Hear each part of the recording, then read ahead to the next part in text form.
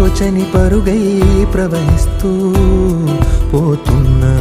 ఏం చూస్తూ ఉన్నానే వెతికానా ఏదైనా, ఊరికెనే చుట్టూ ఏవేవో కనిపిస్తూ ఉన్నా. కదలని ఓశిలనే అయినా, తుడిలో కరిగే కలనే అయినా, ఏం తేడా ఉందట నువ్వెవరంటూ అడిగితే నన్నెవరైనా.